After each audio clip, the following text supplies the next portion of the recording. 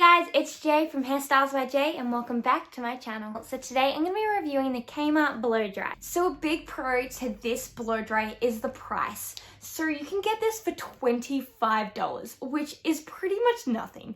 So this is one of the biggest pros to this product. Second thing is that it comes with this nozzle and also a diffuser. A lot of times with drugstore or cheaper blow dries, you don't always get a diffuser in the package. So this is one thing great about this blow dryer, and a reason why I did purchase this one is that it does include the diffuser as well. So it has 3 different heat settings and 3 different speed settings, and then also a freeze setting. So for a drugstore product and one of those really cheaper ones, it is really hard to get a good range. A lot of them are only one singular speed or one singular heat, so having these options really does set it apart from any other drugstore blow dryer. So another great benefit is that it does have this cool shot. Now, I don't know if you're familiar with why we would use a cool shot, but pretty much when your hair is hot, it can drop a lot more. And that's when you think about why people do pin curls, and that is that they're trying to keep the hair in a position while it's hot to cool down until it's cold, and then it'll hold its position. Having a cool one means that you can go over something that is hot and quickly cool it down so that you're going to speed through that process. Another great pro of this product, it is so light and so compact. It is really a great size to be able to fit in a travel case or in a hair professional case, especially with the nozzle off. It is really quite a small product, which is great for being more compact and easy to store. So another great benefit is that it looks so sleek.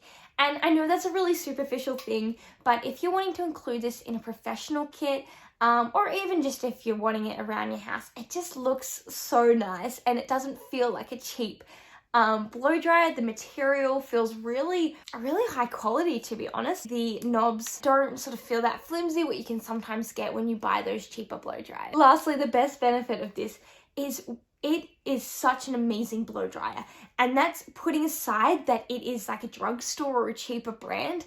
It works amazing. At the moment, this is my favorite blow dryer.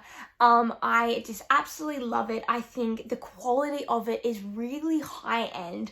It produces such silky hair afterwards.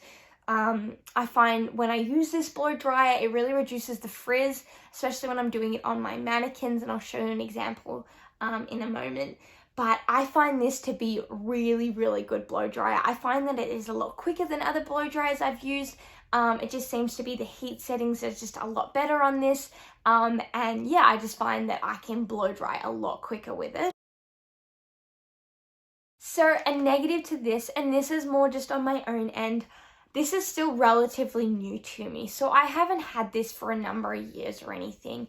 And why I say that is a lot of the hair products I find these days can break down really quickly. So yeah, a big problem of that is that I don't know how long it's going to last you. I'm hoping it's going to last a while. If you've watched my Kmart hair curler wand, that one has still lasted me, and I think I did that review last year. I'm not too sure.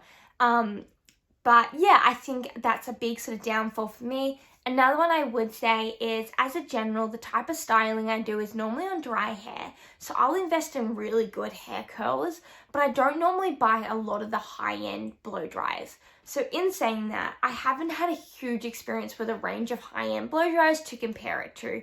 But out of all the blow dryers I have tried, this has been my favorite.